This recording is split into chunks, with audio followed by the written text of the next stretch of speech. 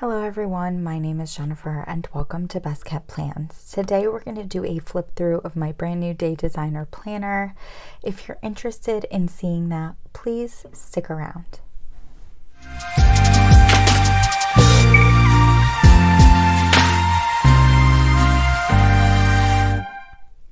So as I said in my intro, I do want to walk you all through my brand new Day Designer planner. Day Designer was nice enough to reach out to me and send me this planner. I've never had a planner by Day Designer before, and to be totally honest, I didn't really know much at all about the planner company. So I was really excited to get this planner and see what it had inside and see how I felt like I could make it function for me. So I thought that this video would be kind of a combo of a flip through and a little bit of a review in order to kind of give you all my thoughts about the planner as well as how I'm planning on using it. So this is a larger planner. I think it's probably pretty equivalent to like classic HP size. It does have a hard cover, and I got mine in this really pretty navy and white plaid, which I think is nice. This is a coil planner, which is something I have not used for quite a long time. I did use a coil planner for many years before I got into discs, but I have been pretty exclusively in discs for quite a while. I just find them to be easier for me personally because I'm a lefty. I have never had a planner that has this like double coil to it. I think it's called like a dual loop, or I could be getting that totally wrong, but or wire O, something like that. So interested to see how this holds up. This planner does have metal on the corners, which is really nice. I feel like that allows the cover and the planner itself to be a little bit more durable. If I open the planner up, it does have a pocket on the inside cover, and I'm going to try to zoom this in just a little bit. I think I kind of zoomed in a little too much. Okay, so if I zoom in onto there, it does have a pocket here on the inside of the front cover, and it does come with 2 pages of stickers. These stickers are on a little bit of like a glossy paper. They're not super glossy, but they do have a little bit of sheen to them. And there's a bunch of like header stickers, and then some icons and a couple little like box stickers to use. And it comes with 2 sheets. It does have a blank page on the front, and then if you flip that, it opens up to the cover page where you're able to put in your name, your contact info, and your word of the year. The front section of the planner has a lot of really cool stuff. It does initially take you through the story of Day Designer and how you can use this planner, but then it goes into some like self-assessments to assess the different areas of your life and where your priorities lie, and then it goes into some goal planning, and it allows you to make several goals, but then it also gives you this sheet here where you can really break those goals down and figure out a way that you're going to monitor your own progress. And then what I really like is that it gives you some pages to come up with your ideal month and your ideal week, which I think is really cool. I've actually never done that before, and I'm very intrigued to use these pages and see if I can make that work for myself.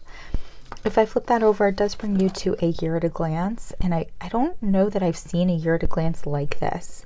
And what I mean by that is that they have each month in its own little box, and each day has its own little box. Not exactly enough to write something directly into it, but you can certainly put a sticker on each day to mark something off for yourself. And then after that, we're given a holiday sheet and a sheet that just says birthdays and other important days on it. Now, this sheet is directly on the January tab of the planner, and we will talk about the tabs a little bit later in the video. If I flip that over, we are in the January monthly spread. I just received this planner about a week ago. Right now we're towards the end of February, so I did not use it at all in January, and I do like the monthly spread a lot, actually. I like that it gives you some blank space up at the top to decorate it however you'd like, if that's something you're interested in doing. I love that it's a Monday start. I'm all about the Monday start right now, and the boxes give you enough room to write at least a couple different things in each if you need to. Moving into the days, This is a daily planner, and so most days do have a page of their own, but this planner does put the weekend, Saturday and Sunday, on one page. So for a weekend, you have a top 3 for yourself. You have a hourly schedule from 5 a.m. to 9 p.m. And then it gives you this cool little strip at the bottom here where you're able to plan out your following week or write in big events that are happening Monday through Sunday of the following week, almost like a reminder for yourself or reminding you what you need to prep for the following week, which I think is really nice. When you have a whole page dedicated to itself, you do get that top 3, but you also get these like prompted sections over here with do, dinner, dollars, and don't forget. You do have your same hourly schedule from 9 a.m. to 5 p.m., but then it also gives you this to-do list on the side, as well as a note section and a daily gratitude. So there's definitely a lot of space in here. One thing I also really like is that at the top of each page, it gives you a little quote, which I think is really cool. So that's just how it goes through the entire month. Again, every page is the same. It's a page for each day, except for when we get to a weekend where you have Saturday and Sunday on the same page. If I flip to the end of January, you will see that the last day of January, January 31st, is on the February tab. So I think because this is a daily planner, they're really trying to make the most of their page count and not add extra pages because they don't want to bulk up the planner too much. And so it does utilize the tab, the month tab, just like it would any other page in the planner. So January ends on the right page, and so they put it directly on the February tab. If I flip that over, we're in the February monthly spread, which I did fill in when I got the planner, and I basically marked off all of the things, the meetings and stuff that I've already had, and I have some more coming up towards the end of the month. If I flip that over, we're directly back into the daily pages, and I did use this planner over the last week because I wanted to see how I liked it. And I decided that I was going to use it for work, for my full-time job.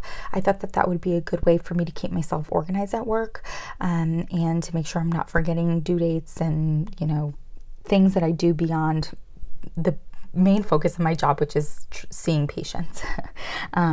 So I use this week in this planner solely for work, and I just I didn't go into it with any expectations. I just kind of went into it just seeing how I felt about it, seeing how I liked it, adding in things when I felt like I needed to, but not feeling like I needed to fill in every little thing. I have found that I do really like the top 3, and I like it just to mark off every day the same stuff, which are the key things that I like to get done in my day, which is clear my in-basket at work, do any patient calls that I have to do, and finish writing all my notes. So that's a section that I really, really enjoy and like that we have.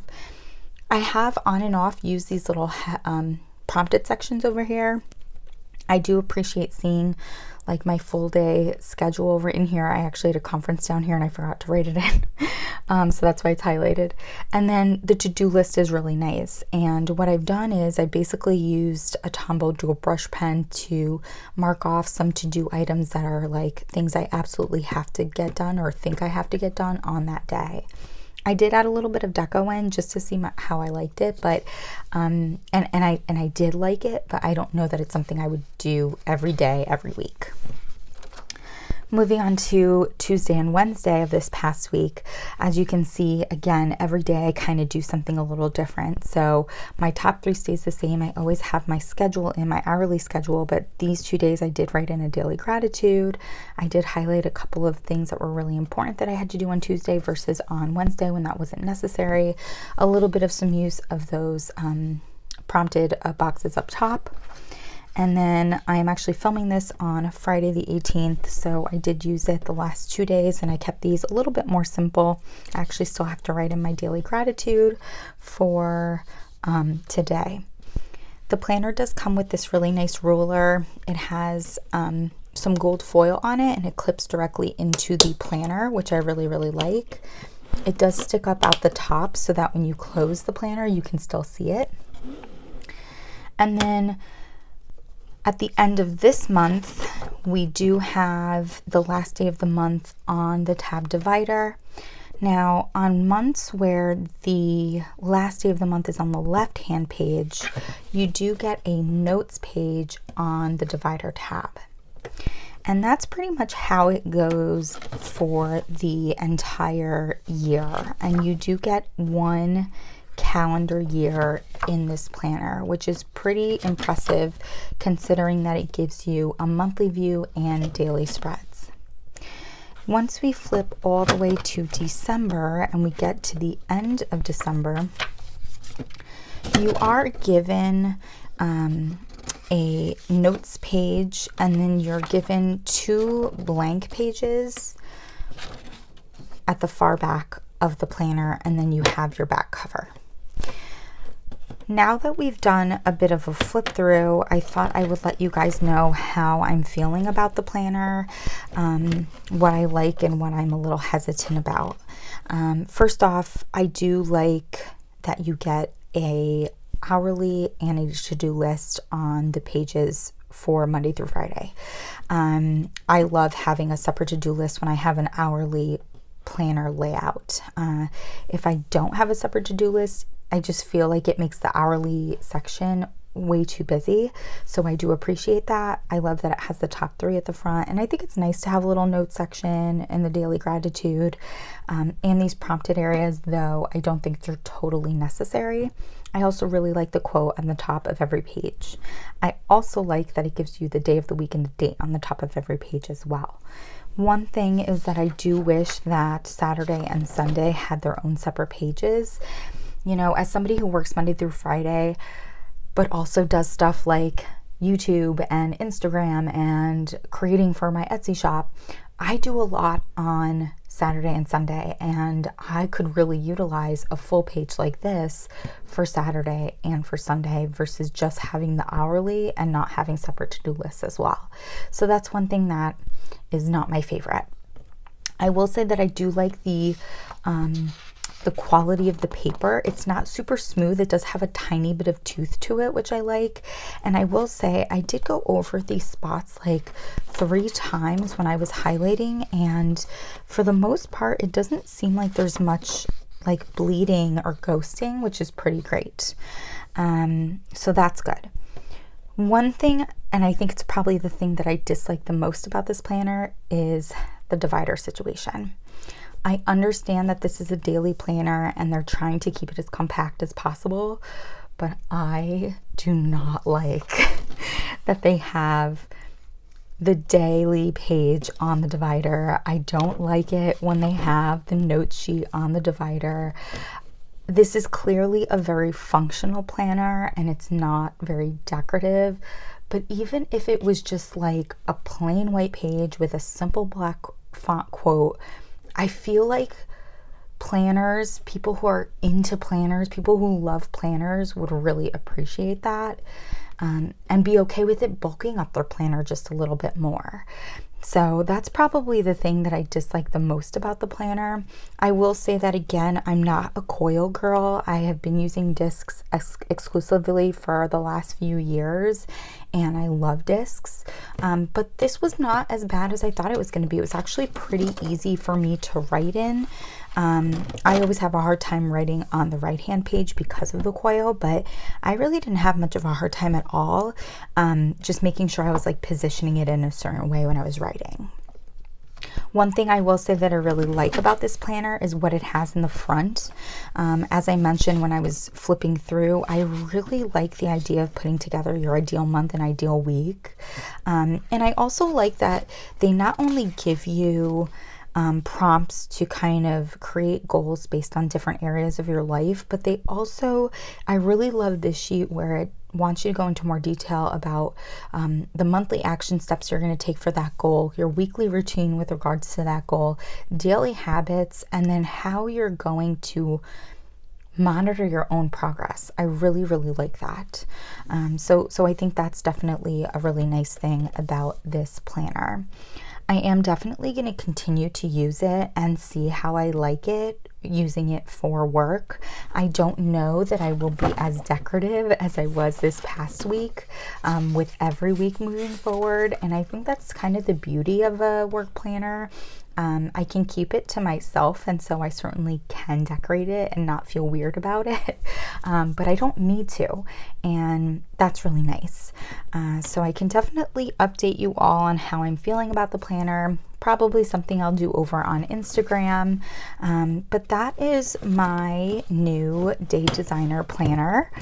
If you all are interested in any more information about Day Designer, don't hesitate to put a comment down below.